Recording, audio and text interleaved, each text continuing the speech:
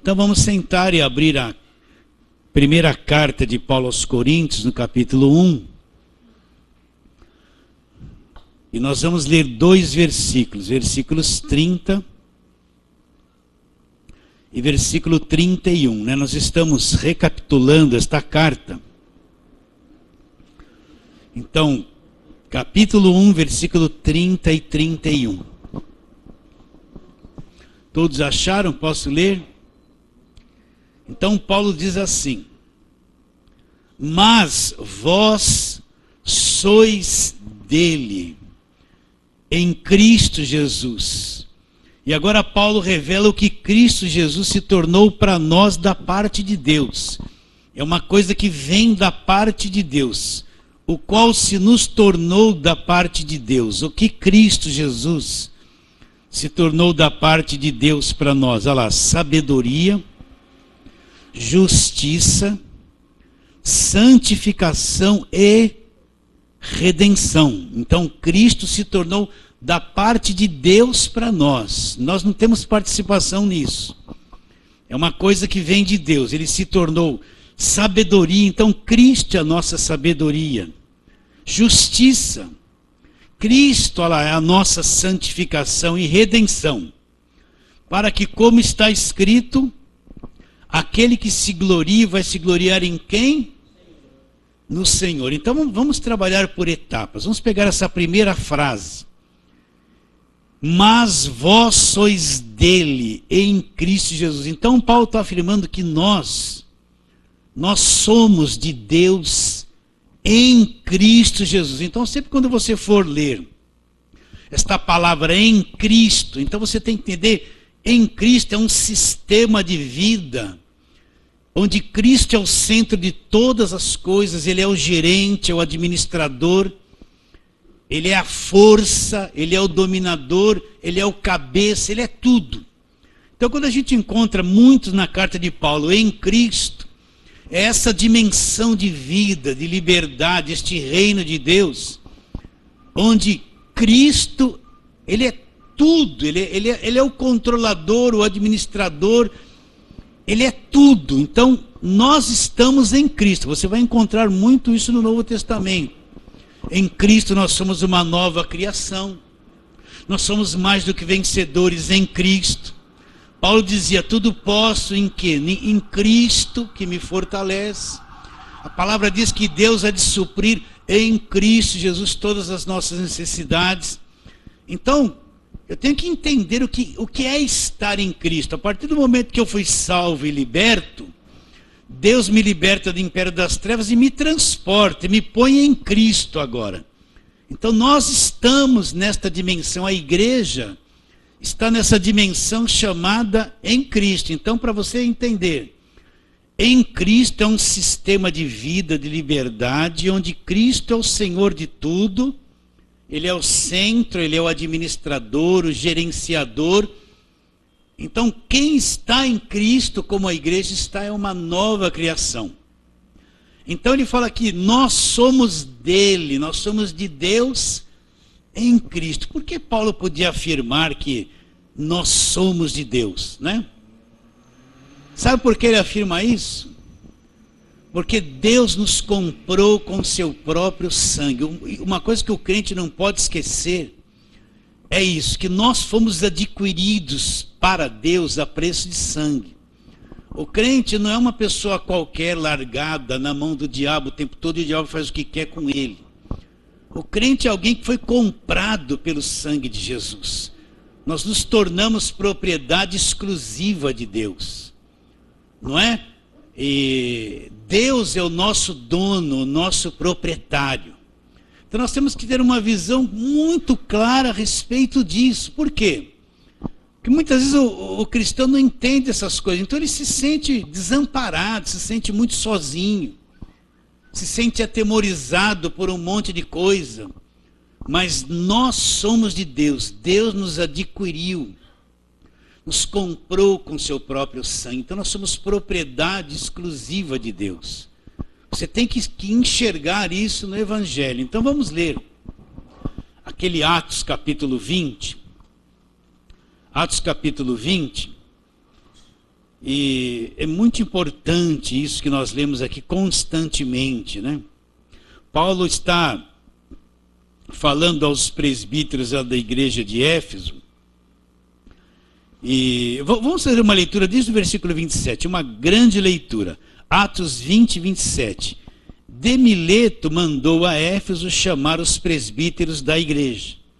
E quando se encontraram com ele, disse-lhes: vós bem sabeis como foi que me conduzi entre vós em todo o tempo, desde o primeiro dia em que entrei na Ásia, servindo ao Senhor com toda a humildade, lágrimas, provações, que pelas ciladas dos judeus me sobrevieram, jamais deixando de vos anunciar coisa alguma proveitosa, e de vô-la ensinar publicamente, e também, de casa em casa, testificando tanto aos judeus como a gregos o arrependimento para com Deus e a fé em nosso Senhor Jesus Cristo.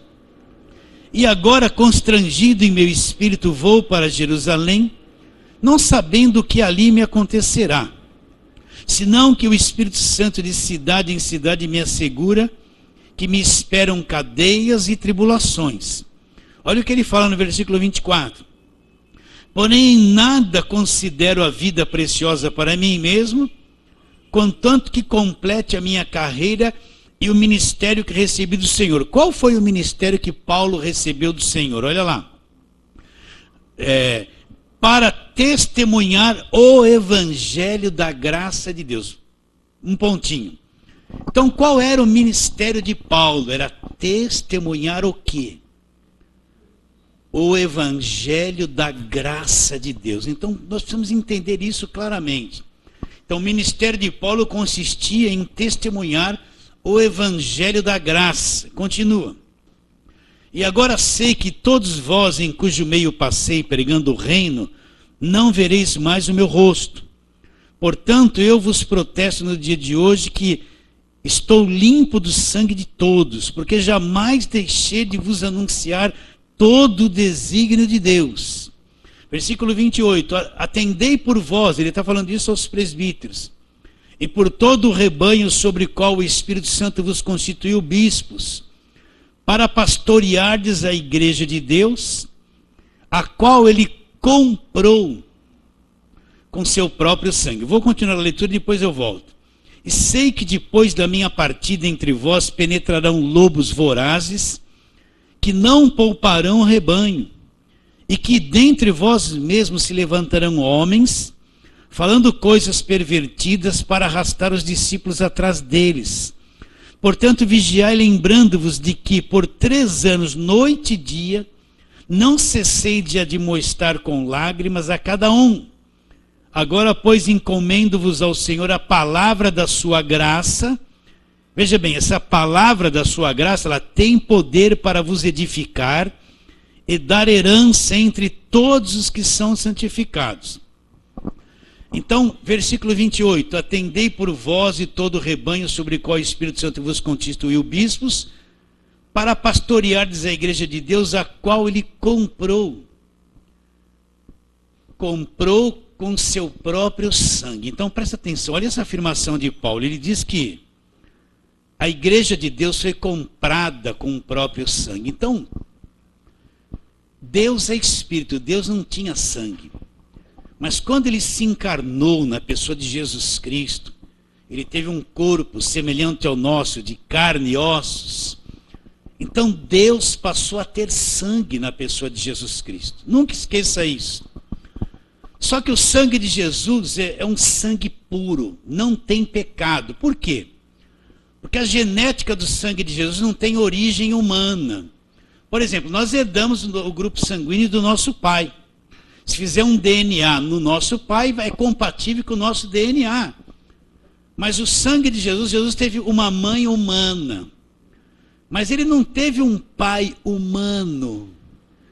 A genética de Jesus Cristo é de Deus. A genética dele vem de Deus. Então aquela semente que foi gerada no ventre de Maria, Não tinha nada herdado de Adão. Era uma genética de Deus. Por isso que Jesus Cristo era Deus e homem ao mesmo tempo. Então, aquela semente gerada pelo Espírito Santo no ventre de Maria, que era Jesus, ela teve uma genética sanguínea de Deus. Então, o sangue de Jesus Cristo era um sangue puro, não era um sangue de pecador. Não era um sangue de um homem gerado através da semente de Adão. Era um sangue puro. Então, este sangue, Deus passou a ter sangue na pessoa de Jesus Cristo. Deus é espírito, não tinha sangue. Mas na pessoa de Jesus Cristo, olha, isso é uma coisa simples que eu estou te explicando, mas é uma grande verdade.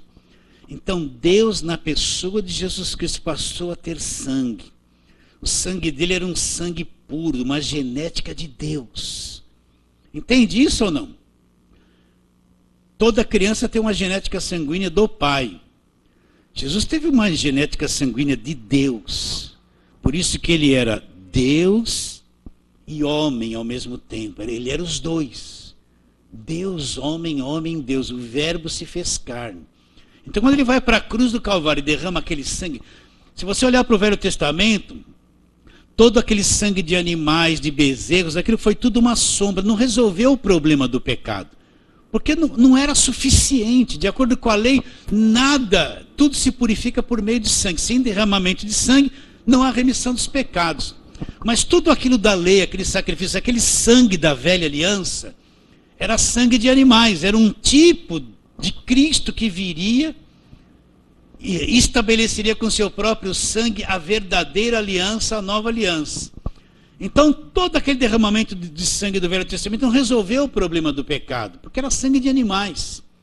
Mas quando Cristo vem, então ele é o Cordeiro de Deus que vai tirar o pecado do mundo. Então, na pessoa de Cristo, Deus passou a ter sangue. Então, quando ele vai para a cruz e derrama esse sangue, presta atenção. Então, este sangue, Deus nos comprou, nos adquiriu por meio do sangue de Cristo.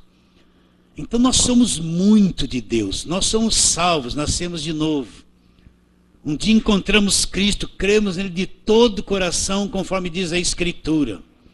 Então nesse acontecimento de salvação, Deus nos compra, nos toma para si. E o preço pago pela nossa vida foi o sangue do Senhor Jesus Cristo. Então nós não estamos assim à mercê de qualquer coisa. Nós estamos largados na mão do diabo, para o diabo nos tocar e fazer o que quer da nossa vida. Por que eu falo assim? Porque eu vejo um monte de gente que fala que é crente e tem medo do diabo o tempo todo. Medo de macumba, medo de inveja, medo de olho gordo. Você vê uma pregação supersticiosa pelos meios da comunicação, com medo de macumba, medo disso, medo. E as pessoas não entendem que foram compradas pelo sangue do Senhor Jesus. Nós nos tornamos uma propriedade exclusiva de Deus. Nós somos filhos comprados pelo sangue. Isso não é pouca coisa. E o sangue que nos comprou é um sangue perfeito, uma genética de Deus. Então nós somos de Deus. Estamos guardados pelo poder de Deus. A igreja é guardada pelo poder de Deus, foi comprada pelo sangue de Jesus. Isso não é pouca coisa, isso é muito grande. Então vamos ver o que Pedro, só para recapitularmos isso, essa primeira parte desses versículos. Pedro, 1 de Pedro, vamos lá. Você tem que memorizar isso, crer, passar essa palavra para frente. O crente tem que entender a grandeza daquilo que Cristo fez por ele. Então, 1 de Pedro, no capítulo 2, no versículo 9, ele faz aqui uma declaração, uma afirmação muito grande, muito poderosa. E é isso que nós somos. Então, 1 de Pedro 2, 9, olha lá. Vós, porém, sois. O que nós somos, Pedro? Pedro está escrevendo isso para a igreja, que é nós. Vós, porém, sois, olha lá, uma raça eleita. Você é uma raça eleita, eleita por Deus. Olha lá, sacerdócio real, nação santa, olha lá, povo de propriedade exclusiva de Deus, a fim de proclamardes as virtudes daquele que vos chamou das trevas para a maravilhosa luz. Olha lá, Vós sim, que antes não erais povo, mas agora vocês são povo de Deus. Que não tinhas alcançado a misericórdia, mas agora lá, alcançastes a misericórdia. Então o que Pedro diz a nosso respeito? Ele diz que nós somos uma raça eleita, um sacerdócio real. Então todos nós, do Novo Testamento, nós somos sacerdotes, um sacerdócio real. Uma nação santa, um povo de propriedade exclusiva de Deus. Por que Pedro fala que nós somos um povo de propriedade exclusiva de Deus? Porque Deus nos adquiriu, nos comprou com seu próprio sangue na pessoa de Jesus Cristo. Um povo de propriedade exclusiva de Deus, olha lá, para proclamardes o que as virtudes daquele que nos chamou das trevas para a maravilhosa luz. Então nós vivíamos nas trevas, queremos em Cristo. Nós somos chamados, tirados das trevas para a maravilhosa luz. O crente não está mais nas trevas. Foi arrancado, chamado das trevas para a luz. Nós estamos na luz agora. Saímos das trevas, porque Deus nos chamou e nos tirou de lá. E olha o que ele fala, versículo 10. Vós sim que antes não erais povo, mas agora nós somos o quê? Povo de Deus. E não tinhas alcançado a misericórdia, mas agora nós alcançamos a misericórdia de Deus. Nós, através desse acontecimento, desta fé, disto que Cristo fez, nós já alcançamos a misericórdia de Deus. Você acredita nisso? Então não vou orar assim. Ó Deus, tem misericórdia. Eu já alcancei, você é salvo, você já alcançou. Não é isso que Pedro está dizendo? Então, nós já alcançamos a misericórdia de Deus, nós somos chamados das trevas para a luz. Agora, tudo isso que Pedro fala, repare bem, não tem nenhum mérito pessoal, não é por minhas obras, não é por algum merecimento. Não, tudo isso nos é dado gratuitamente, nos é feito gratuitamente, através do que Cristo fez na cruz do Calvário por nós. Então é assim que eu tenho que me ver. É assim que eu tenho que enxergar, porque é isso que a Bíblia revela, que nós somos, que a igreja é. Vou te fazer uma pergunta. No Novo Testamento você viu alguma vez um crente possuído por demônio? Não tem nada disso. Você viu algum discípulo possuído por demônio que seguia Jesus? Nenhum. Mas por que as pessoas põem um monte de crente põe a mão na cabeça e falam assim, sai diabo dele mesmo? Por que eles fazem isso? Porque não enxerga. Não enxerga o que a palavra de Deus mostra a respeito deles mesmos. Então você vê um monte de crente supersticioso uma vez por semana. Ele tem que ficar, sai. Ele acha que o mal está nele o tempo todo. E ele esquece que ele é, não sabeis que sois santuário de Deus, e que o Espírito de Deus habita em vós. Ele é santuário de Deus, é isso que a Bíblia afirma. Ele não é um possuído, um endemoniado, um amedrontado. Então, quando eu enxergo o que nós somos na palavra de Deus, agora é assim, ó.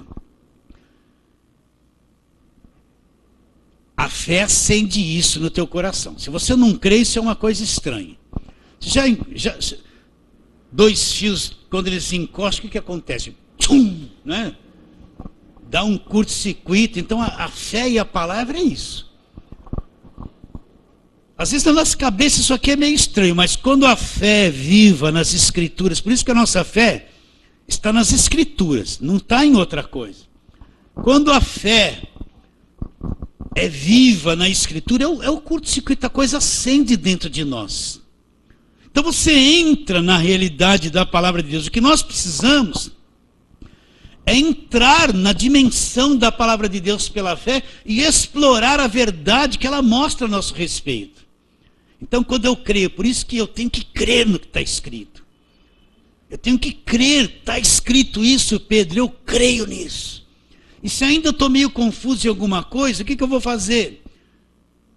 Deus, me abra o entendimento. Se o Senhor disse isso aqui está escrito na tua palavra, não é por acaso. Não é por acaso. Então, se isso ainda tem alguma insegurança quanto a isso, é porque eu não estou enxergando essa verdade na palavra de Deus. Então, ora, Deus abre o meu entendimento. Então, quando a fé nas Escrituras se torna uma coisa real, então dá o curto-circuito, a força.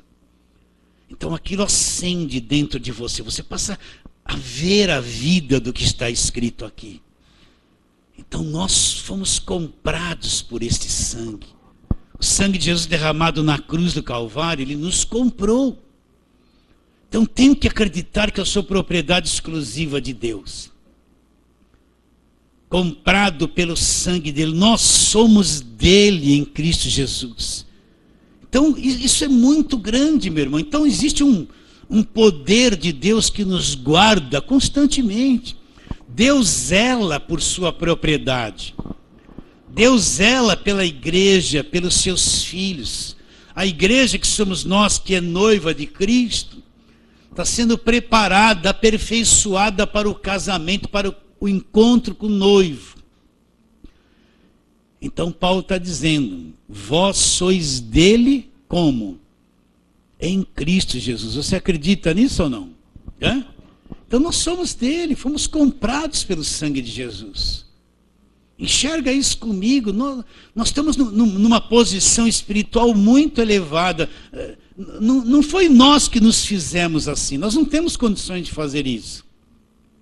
Mas Deus, através de Cristo, fez isso por nós. Então, cada crente verdadeiro, nascido de novo, ele não é alguém amedrontado, inseguro, incerto. Ele só é assim quando não enxerga a verdade na palavra de Deus. Ele é alguém muito seguro, muito certo da palavra de Deus, daquilo que ele crê. Então, vós, porém, sois uma raça eleita. Olha, isso aqui é verdade. Pastor, eu não estou sentindo uma emoção. Nem precisa.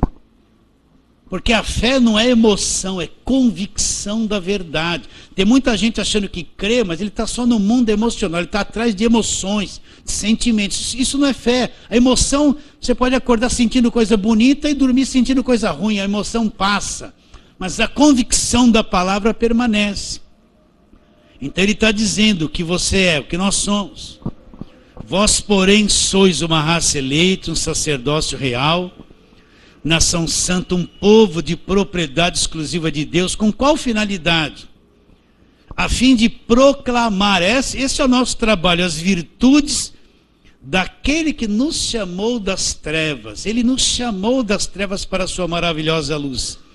E depois ele diz, vocês não eram povo, mas agora vocês são um povo de Deus.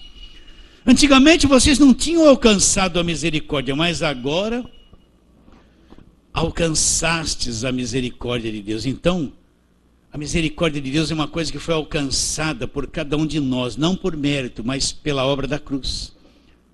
Então, a misericórdia de Deus é uma coisa que nos acompanha. O final do Salmo 23 diz o quê?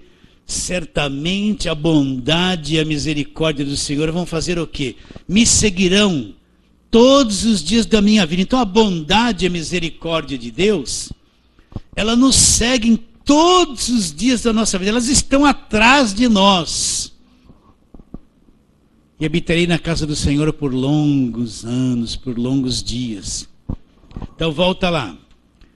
Primeira carta aos Coríntios, onde nós começamos para continuarmos aquele pensamento. Versículo 30, capítulo 1, versículo 30. Mas vós sois dele em Cristo Jesus. Então nós somos de Deus. Então nunca esqueça isso, meu irmão. O diabo sabe que isso é verdade, agora o crente não sabe. Então quando o diabo olha para o crente, ele sabe, olha, ali está uma propriedade exclusiva de Deus, não posso fazer nada com ele. Agora quem não crê nisso, não vê isso. Nós somos de Deus, você acredita ou não? Fomos comprados pelo sangue. Isso não pode ser destruído, essa verdade. Não tem uma força no universo que desfaça isso. Nem diabo, nem demônio, nem macumba, nem feitiço, nem inveja, nem olho gordo. Isso é tudo superstição da macumba e da feitiçaria que entrou na igreja. Nada, nem altura, nem profundidade, nem demônio, nada pode desfazer essa verdade, nem eu mesmo.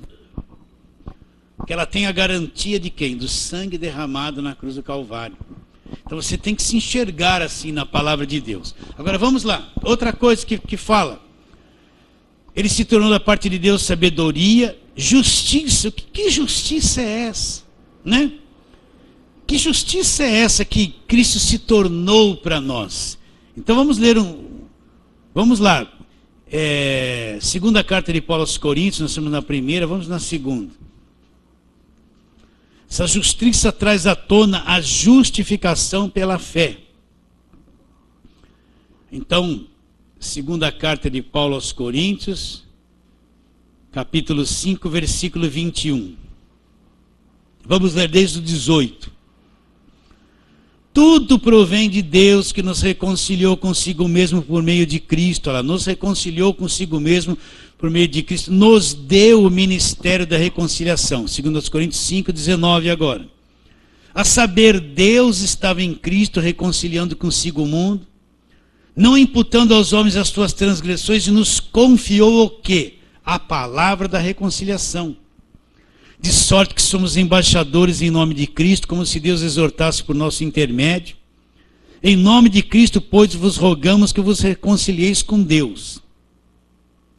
Aquele que não conheceu o pecado, ele o fez pecado por nós, para que nele fôssemos feitos o quê? A justiça de Deus. Então, guarde isso aqui na sua mente, esse versículo. E vamos para Romanos agora. Romanos, volta um pouquinho, para nós entendermos essa justiça de Deus, né? Romanos capítulo 8.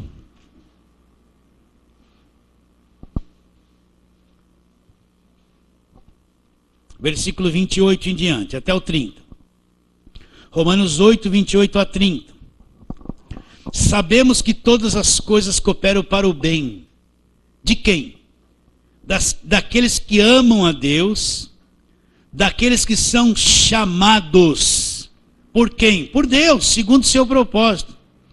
Porquanto aos que de antemão conheceu, também os predestinou para serem conformes à imagem do seu Filho, a fim de que ele seja o primogênito entre muitos irmãos. E aos que predestinou, a esses também chamou.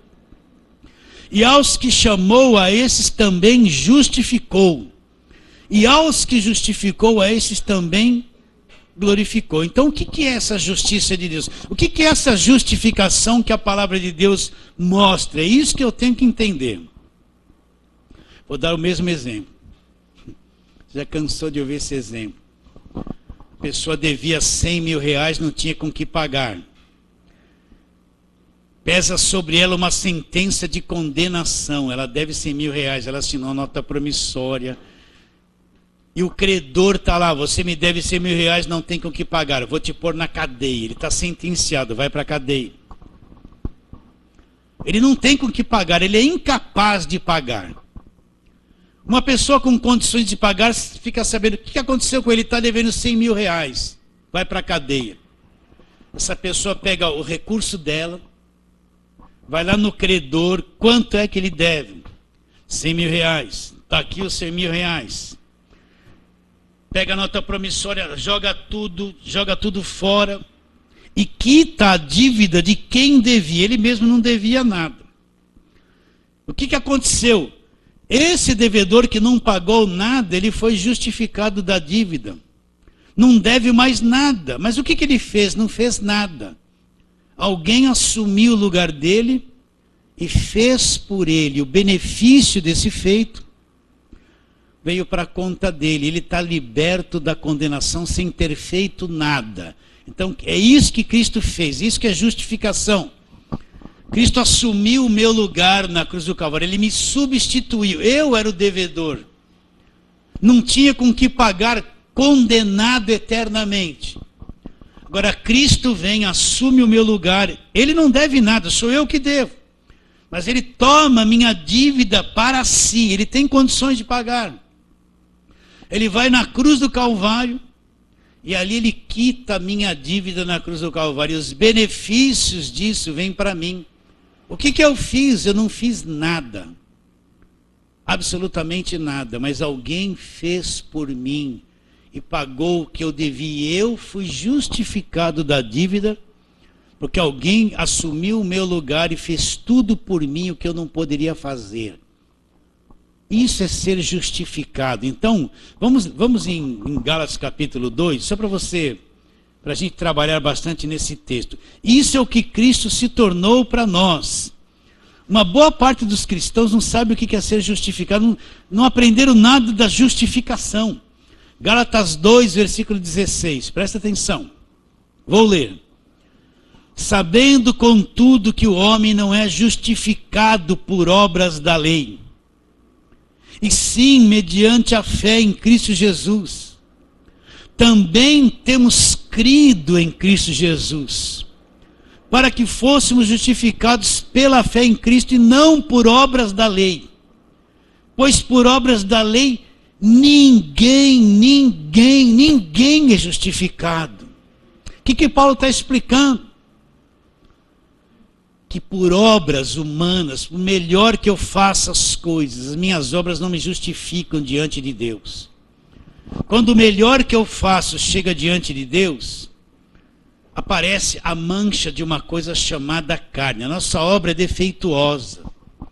Então, por mais que eu faça coisas boas, quando essas coisas boas chegam diante de Deus, elas chegam manchadas pela carne, porque elas são defeituosas.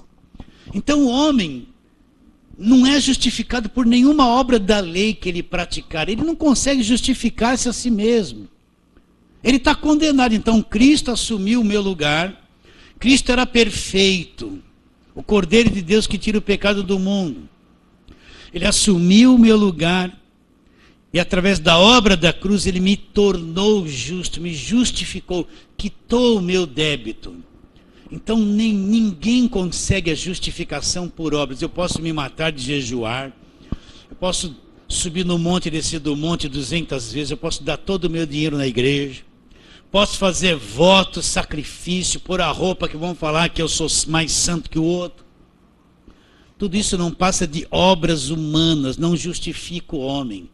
A única coisa que justifica o homem é Cristo. Ele me justifica pelo que eu fiz, pelo que ele fez na cruz por mim. Então o que é ser justo diante de Deus? É uma pessoa que agora é salva. Uma pessoa que está reconciliada com Deus. Uma pessoa a quem Deus não imputa mais a condenação. Uma pessoa que está em paz com Deus, se tornou um filho de Deus. Não é mais culpada, é uma pessoa aceita por Deus. Mesmo sendo imperfeita e defeituosa como todos nós somos. Então, por melhor, então a gente vê o seguinte, olha, quem está numa igreja debaixo da lei, ele pensa que ele é aceito por Deus pelas obras que ele faz. Ele tem que fazer coisas boas, mas é claro, tem que fazer. Então ele pensa assim, olha, se eu jejuei mais, eu sou mais aceito por Deus. Se eu fiz mais isso, mais aquilo, então eu tenho crédito com Deus. Quem não fez todas essas coisas, Deus não está nem olhando. Então, ele quer se justificar diante de Deus pelas coisas que ele faz. Nós devemos amar os irmãos, mas é claro. Devemos praticar coisas boas, mas é claro. Devemos fazer aquilo que é bom, claro, mas entendendo que isso não me justifica diante de Deus. É o meu direito, é o meu dever fazer coisas boas. Mas o que me justifica diante de Deus é o que Ele é o meu justificador, que tomou o meu lugar, que pagou pelos meus pecados, que me justificou diante de Deus. Agora Deus olha para mim e me vê uma pessoa aceita diante dele por aquilo que Cristo fez. Ele me justificou. Todo o meu passado acabou diante de Deus, foi perdoado. Toda a condenação que pesava sobre mim foi removida por Cristo na cruz. Ele é meu Salvador. Então agora eu fui justificado diante de Deus. Então agora eu sou aceito por Deus. A parede da separação caiu. E agora Deus olha para mim e me declara justo aos seus próprios olhos. Por quê? Porque ele me vê através do sangue derramado na cruz do Calvário. Então por isso que ninguém é justificado por obras da lei. Presta atenção, uma pessoa Se ela não entendeu a justificação, ela vai pensar assim, ó, eu quero fazer um montão de coisa, porque assim eu vou ser mais aceito por Deus.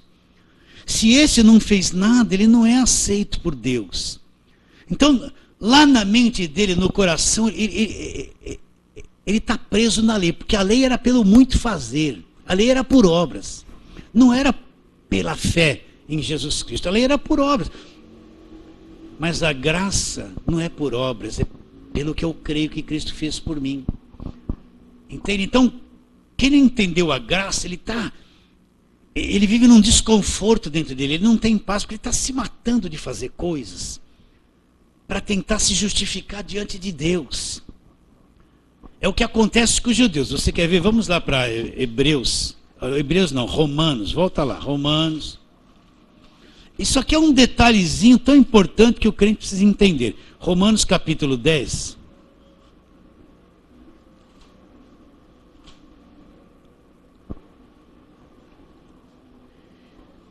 Olha aqui, versículo 1, Romanos 10, 1. Irmãos, a boa vontade do meu coração e a minha súplica a favor deles, que eram os judeus que Paulo está dizendo, são para que sejam salvos. Porque lhes dou testemunho de que eles têm zelo por Deus, porém não com entendimento. Porquanto ela, desconhecendo a justiça de Deus e procurando estabelecer a sua própria justiça, não se sujeitaram a que vem de Deus. Aí ele fala, o fim da lei é Cristo para a justiça de todo aquele que nele crê. O que ele está falando com os judeus? Que eles estavam nas obras da lei tentando se justificar diante de Deus. Eles tinham zelo, mas sem entendimento. E eles desprezavam a justiça de Deus. Eles estabeleciam a sua própria justiça e desprezavam a justiça que vinha de Deus. Então está cheio de gente com muito zelo pelas coisas de Deus, para tentar ser justificado, e ele não entende que a justiça não é pelo zelo dele. A justiça vem da cruz, é totalmente diferente. Não é por obras, não é por quanto eu faço, mas é por quanto eu creio que Cristo fez por mim. Então, quem está na lei, ele está se matando de fazer isso. Ele tem uma campanha, um voto, ele está cheio de coisa, é tanta coisa que ele não consegue nem cumprir o que é estabelecido. Isso causa um desconforto, eu estou devendo alguma coisa para Deus. Ele está estabelecendo a própria justiça dele. E está desprezando a justiça que vem da cruz, aquela que Cristo fez por nós na cruz do Calvário e nos justificou. Então, quem está tentando se justificar por obras, ele vê aquele que não faz nada, ele fala assim, eu estou na frente desse. Aos olhos de Deus, aos olhos dele, ele vai falar, eu estou muito bem com Deus, esse aqui. Agora esse aqui entendeu a justiça de Deus, ele só está crendo no que Cristo fez. Aos olhos de quem está na lei, ele acha que está muito avantajado. Mas aos olhos de Deus, aquele que está parado, mas crê, está justificado diante deles. É o contrário, você entende? Entende isso ou não? Será que entende mesmo? O homem não é justificado por obras, presta atenção. A melhor coisa que eu faço para Deus, ela procede de um homem defeituoso. Você sabe que todos nós somos defeituosos? Todos nós viemos de Adão, somos pecadores defeituosos, nós somos estragados, todos. Temos um mundo emocional estragado, doente, uma mente que está em fase de renovação. Todos nós somos estragados pecadores.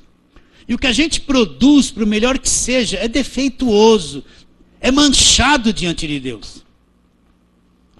Por isso que Cristo teve que vir ao mundo, teve que ser um cordeiro perfeito, um homem perfeito, porque não tinha um justo sequer na terra para fazer o sacrifício perfeito. Então o próprio Deus vem perfeito para poder fazer o sacrifício, porque não tinha um na terra qualificado para isso.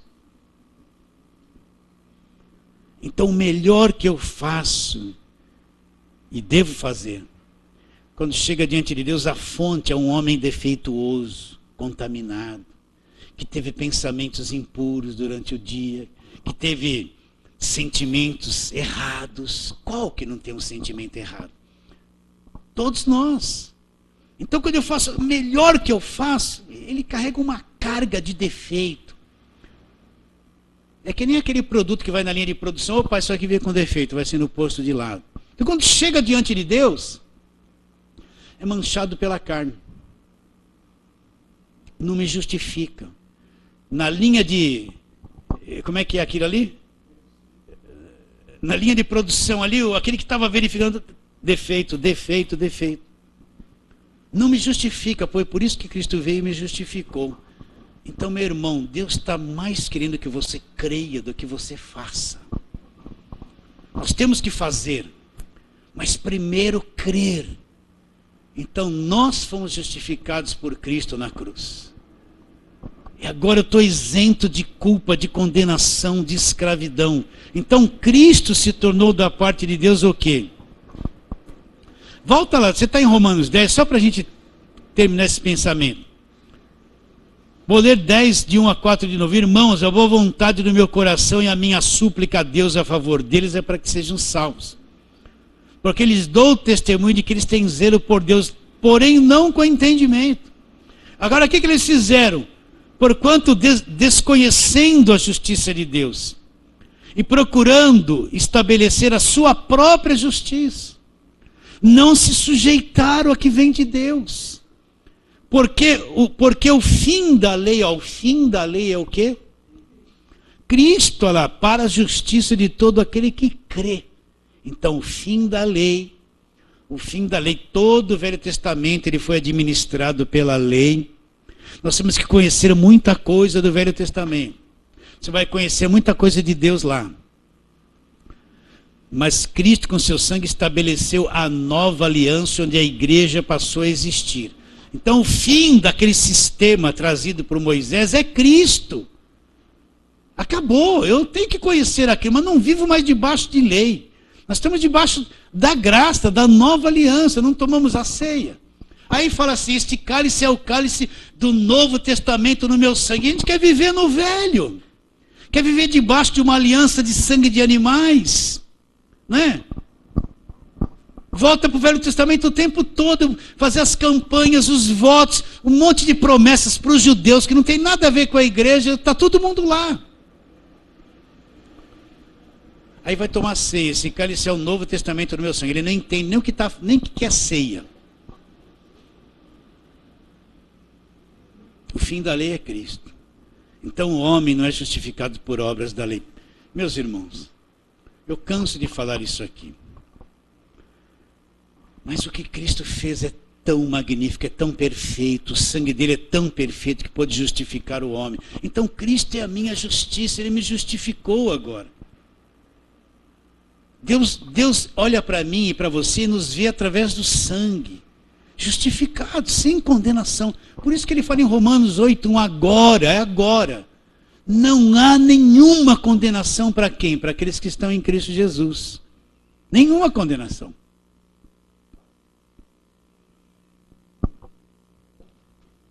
Crê nisso ou não? Ou está meio confuso essas coisas? Posso passar para frente? Então vamos lá, 1 Coríntios de novo. 1, 30 e 31. Vamos ver que outra coisa Cristo é. Vou ler de novo devagar o versículo 30. Mas vós sois dele em Cristo Jesus. Agora que Cristo se tornou da parte de Deus para nós. Se tornou sabedoria, justiça, santificação, e a outra é redenção. E o que é redenção? O que é redenção, meus irmãos? É o fim da escravidão, é o fim do cativeiro. Princesa Isabel assinou a Lei Áurea. O que aconteceu?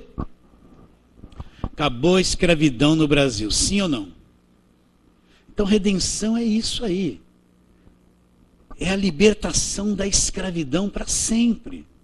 Cristo é o nosso Redentor, o que nos redimiu. Ele é nosso Redentor. Então o crente não é mais escravo, gente. Não está mais na mão do diabo, não é mais escravizado, ele é uma pessoa redimida. Vamos trabalhar isso na palavra de Deus, vamos lá. Então Cristo se tornou a nossa redenção. Redenção. Colossenses 1, 13 e 14. Cansou de ler esse texto? O que diz Colossenses 1? Olha, está escrito aqui. Você crê no Novo Testamento, na Bíblia? Crê. está escrito aqui. Não, se está escrito é verdade, é ou não é? É verdade. Então, Colossenses 1, 13 e 14, olha lá. Ele nos libertou. De onde ele nos libertou? Do império das trevas, ou nos tirou da potestade, da autoridade das trevas. Olha o tempo do verbo. Passado, já aconteceu. Já aconteceu. Então ele nos libertou do império das trevas. Então eu afirmo para vocês, para quem vai assistir lá na internet, todo crente salvo é um liberto do império das trevas. Foi tomado da mão do diabo. Libertado do cativeiro das trevas. É liberto. Agora ele acredita nisso? O que está escrito aqui? Ele nos libertou do império das trevas. Ela nos transportou. O que é transporte? É tirar um objeto de um lugar e pôr em outro. Então nós somos tirados do império das trevas. Transportados para onde? Olha lá. Para o reino do Filho do seu amor, em Cristo. No qual, neste reino, nós já temos o quê? A redenção através do sangue. E a remissão de todos os pecados. Então, é que o crente não crê que é liberto. Ele não crê. A pessoa encontra Jesus, ela não sabe nada do Evangelho. Ela vem com uma cabeça de anos atrapalhada, religiosa. Ela tem um mundo emocional doente que ela não sabe, ela se sente mal. Mas a partir do momento que ela é feita filha de Deus, ela é liberta do império das trevas. Ela não sabe disso. Agora alguém precisa pegar essas pessoas novas e ensinar o que é o Evangelho para elas, até que elas vão crescendo e assumindo aquilo que Jesus fez por elas. Então todo crente salvo, ele é salvo. O que é ser salvo? É alguém que, liberto da condenação eterna, liberto da escravidão, do cativeiro, libertado da mão do diabo, ele é salvo, gente. É a primeira parte da salvação, é aqui na terra, ele já é salvo. E depois, quando ele deixar o corpo, ele vai viver a vida eterna, mas ele já é salvo. O Cristo Salvador é vivo, não é alguém distante. Então, se eu sou salvo, fui liberto da condenação eterna, liberto das prisões que me prendiam, liberto da mão do diabo, liberto das cadeias. Já sou salvo, isso é ser salvo. E depois, quando eu morrer, vou viver a vida eterna com ele, sem problema. Então, todo crente que nasceu de novo, ele pode ter encontrado Jesus ontem, ele é um redimido, agora ele precisa ser ensinado. A importância de se pegar uma igreja e ensinar. Não é só viver de culto, a igreja não vive só de culto. Chegar num culto domingo, uma palavra lá, outra aqui, outra aqui. Tem que pegar o povo, ensinar cada carta de Paulo. Ensinar o máximo possível. Tem que levar o povo a entrar no Evangelho, saber que Paulo disse, não envergonhe do Evangelho, que o Evangelho é o poder de Deus. O Evangelho não é lei o poder de Deus. O Evangelho é o poder de Deus para a salvação daquele que acredita. Então a igreja precisa ser ensinada, cada carta de Paulo tem que ser ensinada na igreja, e voltar, e reler, e falar, até que cada um entre no Evangelho e viva, e saiba o que é o Evangelho.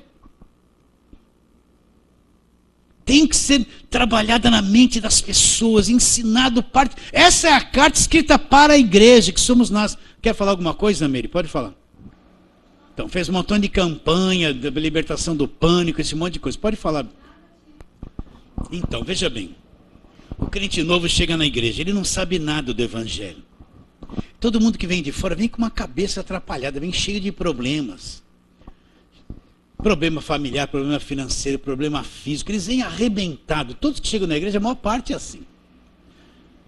Imagine uma cabeça entender que foi liberto.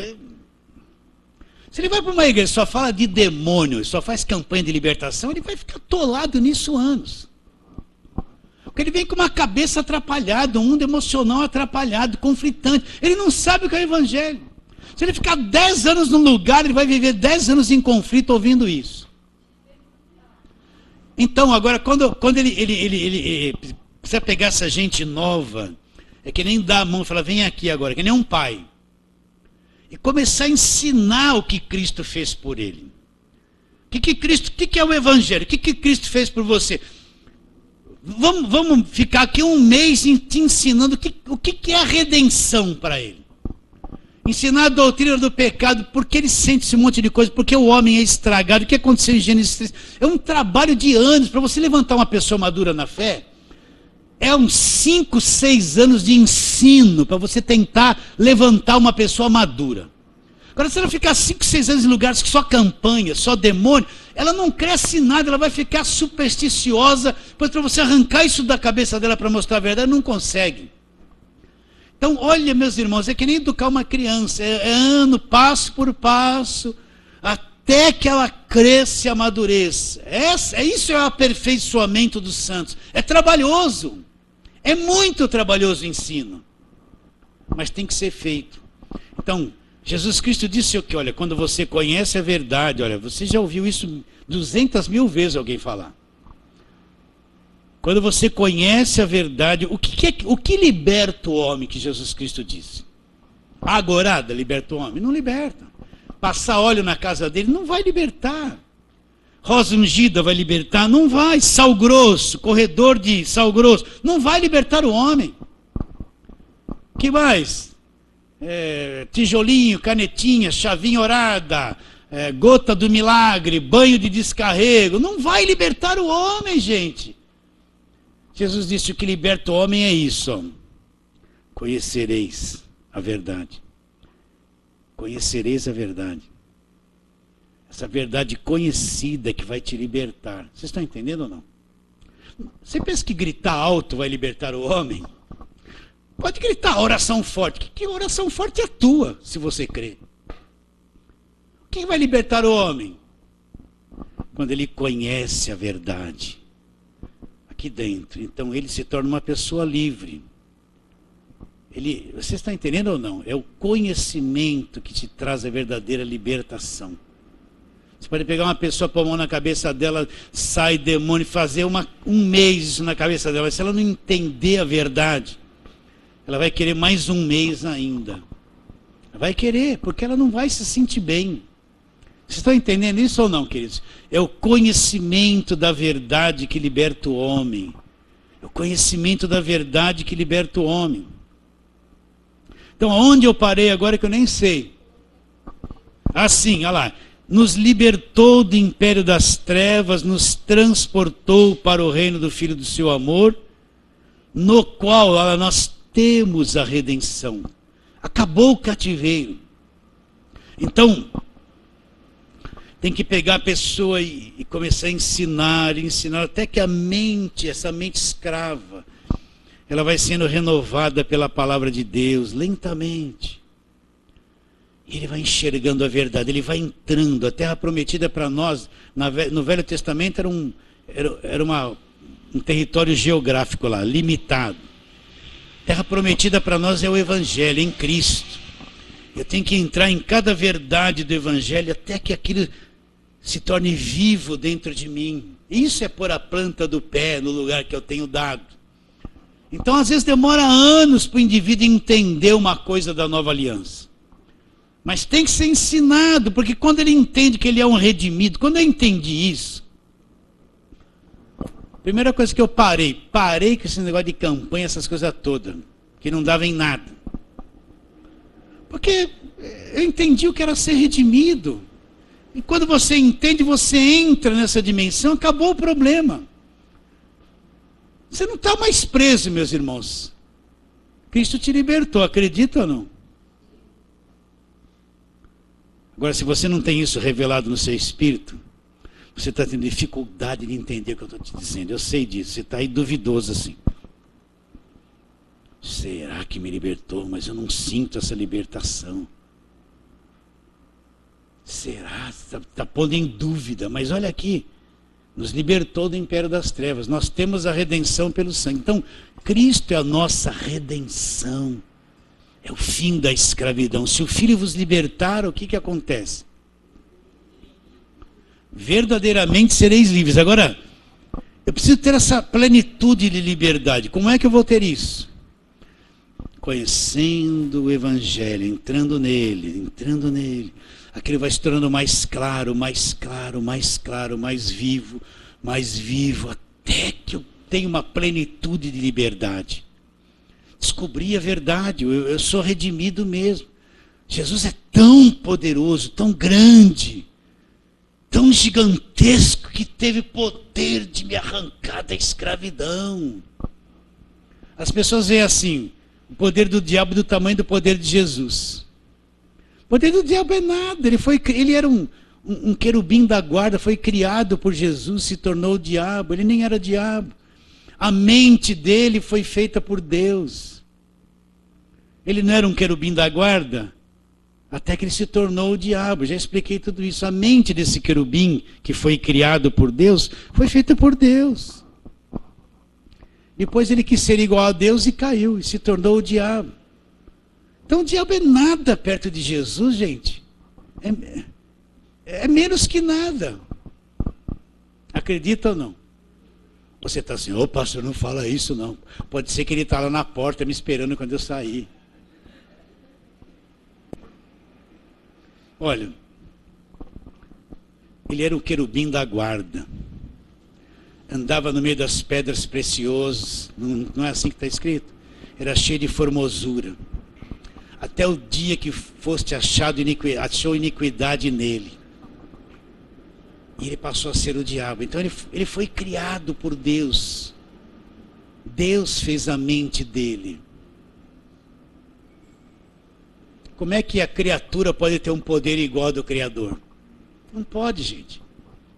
Mas você entende, crê nisso? Essa é a questão. Então Cristo é a nossa redenção. Então Paulo está dizendo, você está entendendo a redenção? Não. Olha lá, Efésios, vamos lá para Efésios. Volta aí um pouquinho. Vou ler desde o versículo 3, capítulo 1. Bendito Deus e Pai de nosso Senhor Jesus Cristo, que nos tem abençoado com toda sorte de bênção espiritual nas regiões celestiais em Cristo.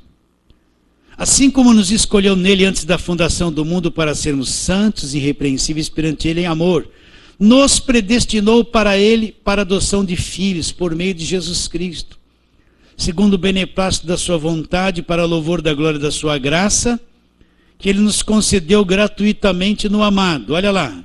No qual temos a redenção pelo seu sangue, e os pecados e a remissão de todos os pecados, segundo a riqueza da sua graça. Então, nós temos a redenção pelo sangue, é o fim da escravidão. Então eu fico impressionado, sabe com o quê? Quando um crente crê nisso, ele se depara com um mundo de coisas que estava prendendo ele. E aí ele crê na redenção. Ele começa a ter a experiência que tudo aquilo vai tombando na vida dele. Ele descobre que era redimido por revelação.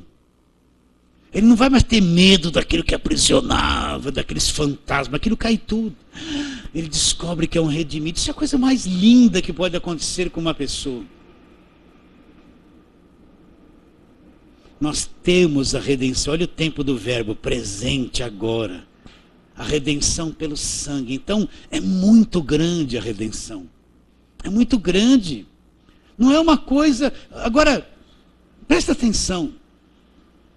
Procura na mídia evangélica se alguém está abrindo esses assuntos, explicando. Eu anseio por ligar a televisão um domingo, um sábado, qualquer, seja lá que for. Encontrar alguém do outro lado ensinando o que é a redenção pelo sangue de Jesus Cristo. Mas você não vê nada. É tão difícil.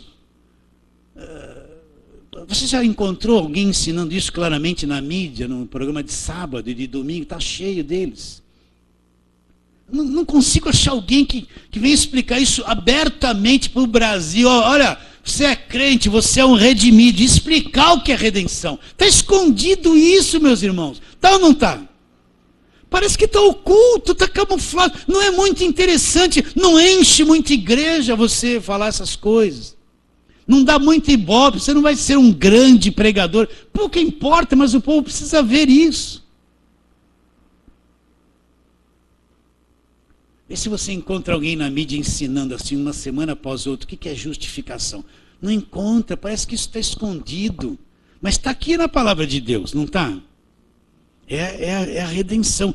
Cristo é o meu redentor. Você ouviu muito falar assim, Cristo Redentor, né? Quantas estátuas que eles falam que é Jesus Cristo Redentor. Sempre assim, né? Mas Cristo é o Redentor, o que redime. Ele tem poder para redimir o indivíduo da escravidão. Então nós temos a redenção.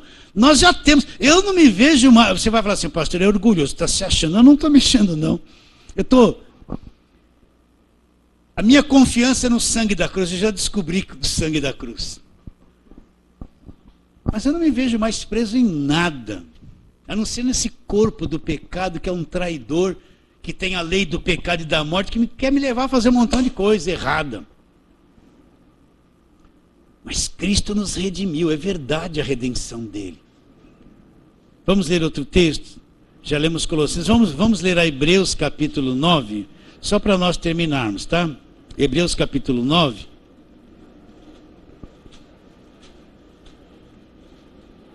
Versículos 11 em diante.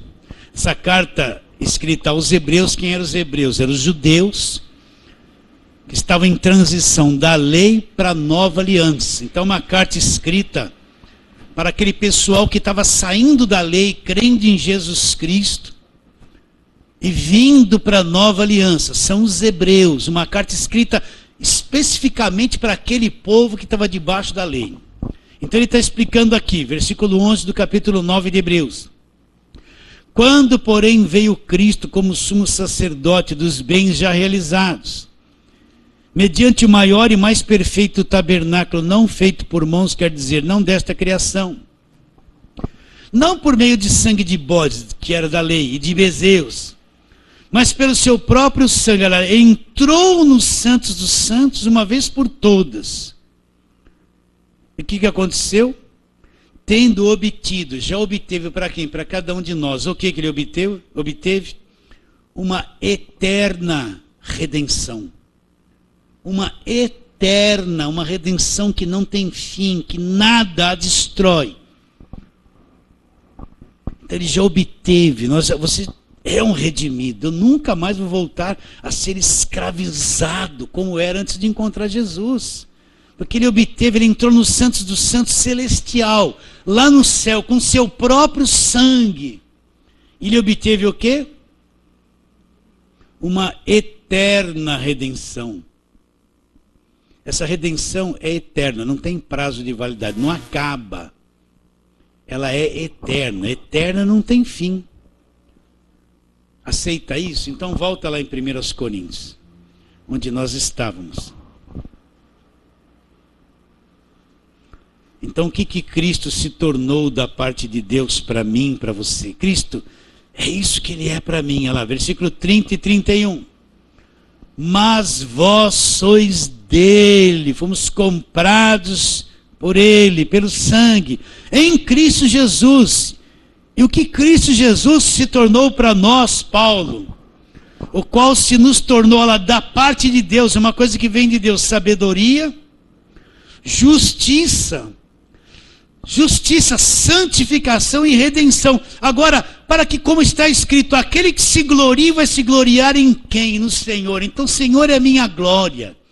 Eu me glorio em Jesus Cristo, Ele é a minha glória. Se eu tenho que me gloriar, eu vou me gloriar nele, porque Ele é a minha sabedoria, justiça, santificação e redenção. Então Cristo é a minha glória, a minha alegria, é o meu Redentor, é isso. Vou me gloriar em alguma obra feita por mim? A glória do homem em si não é nada, meus irmãos, mas eu vou me gloriar no meu Redentor, que é o Senhor Jesus Cristo. Ele é o poderoso que me redimiu para sempre. Agora você entra no Evangelho comigo nesse assunto. Isso aqui é verdade. É isso que Paulo explica em todas as suas cartas. Ele escreveu metade do Novo Testamento. Paulo é o apóstolo designado para os gentios que somos nós.